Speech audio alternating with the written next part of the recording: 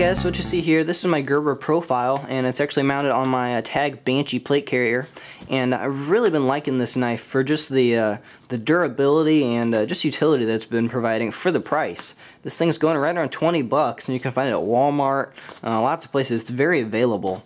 And so let's just get into this a little bit. I think it's initially, it's kind of designed and intended for more of a hunting or camping knife, and it would do a great job at that as just a good solid belt knife. But I've also been liking it for more of a tactical bend, and the reason I like it so much on this plate carrier is this is a smaller plate carrier, and so it's really kind of hard to integrate anything bigger than this into it. And this is a 4-inch blade, about a 3.5-inch cutting surface.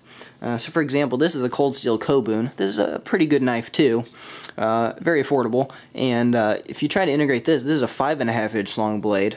You try to fit this anywhere on there, on the shoulders, getting in the way of your rifle stock if you transition shoulders, and it's getting in the way of your magazines here. It's just too long.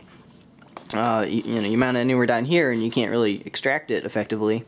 So it's hard to find a good spot for this. Anything bigger, bigger blades, probably gonna have to go on your belt, and so you can do that, but I was wanting to fit something on here, and so I really like this blade for that.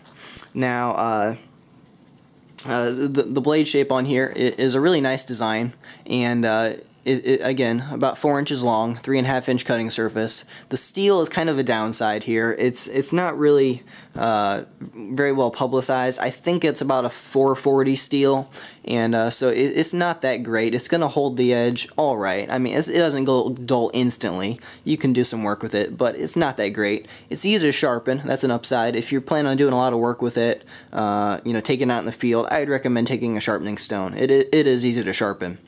Now, it doesn't have too many rust issues. It's pretty durable as far as that goes, and you also have a good titanium nitride coating on there, and as you can tell, it'll wear a little bit there on your transitions, but it's not really that big of a deal. You don't really have to worry about rust too much on here. I like the blade shape a lot. It's a hollow grind, as you can tell. It goes to a very sharp edge, and then you also have this unsharpened swedge here at the top. And depending on your laws, you could potentially sharpen that top swedge a bit and just increase your piercing ability just a little bit better.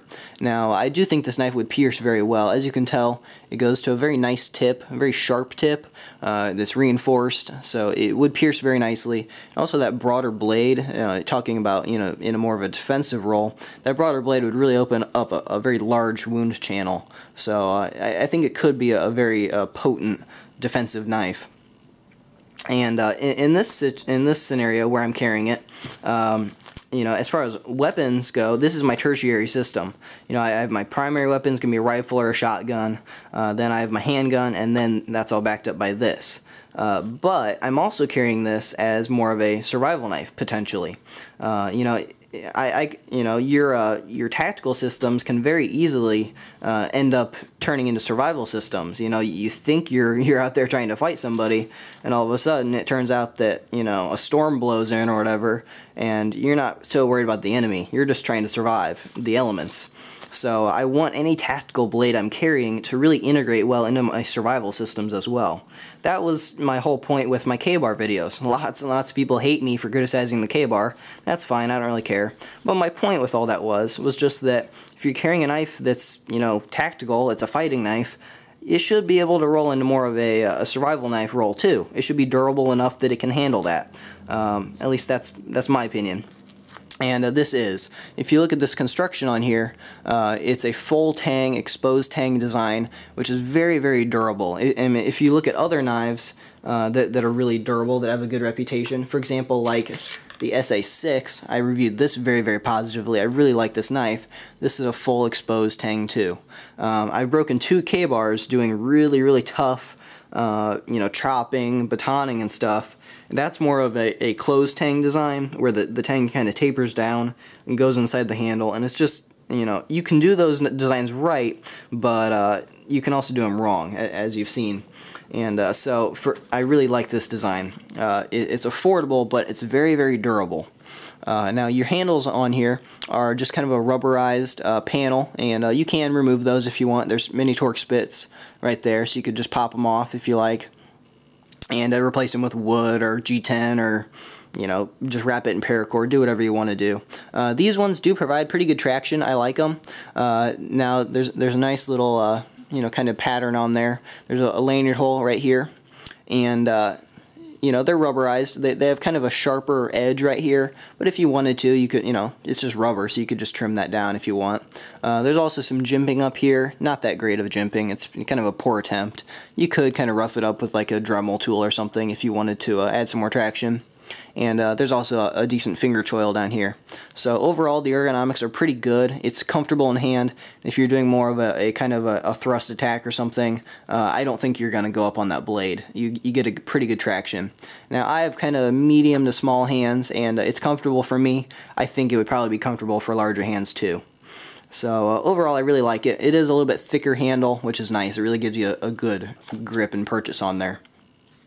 Now, also, it's lightweight. I forgot to mention that. It's around, I believe, 6.5 ounces for the blade.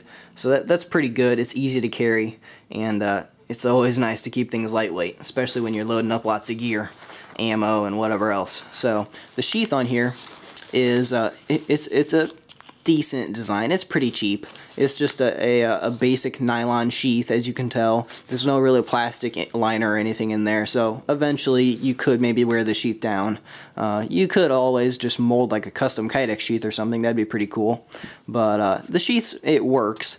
It's serviceable. The buckle on here is just a snap. You know, you just wrap that around, snap it. So not that big of a deal. It retains it very tightly. It's not like jump proof or anything, and I wouldn't go parachuting with it, but it's fine for the intended role. If you're just going to carry this more as kind of a belt knife, there is a belt loop right here. It's not quick detach or anything. It's just a basic, you know, kind of fold over sheath. Now it's not molle, but I just attached it with some zip ties. You know, and just go through the molle around the sheath, and works out just fine. So you can definitely roll it more into this category if you want to. So overall, you know, as just a good, affordable, durable, reliable, you know, just survival or tactical blade, I think it's a great option. So I'll give you, you know, some size comparisons, some other stuff. Now, if you're looking for more of just kind of a good kit knife, something to throw in a survival kit or something that's more of a survival knife, I would recommend, instead of this profile, you maybe look at the Cold Steel Bushman. So as you can tell, that's a bigger blade, and it's a better survival knife. You know, it's a 7-inch blade. It's got some more capabilities. It's also rock solid construction. These are going right around 25 bucks. You can turn into a spear by putting a shaft in the handle. So check out my review. I really like that Bushman as well, and I think the steel's maybe just a hair better. Other good, maybe more defensive options, the Kobun, the Cold Steel Kobun.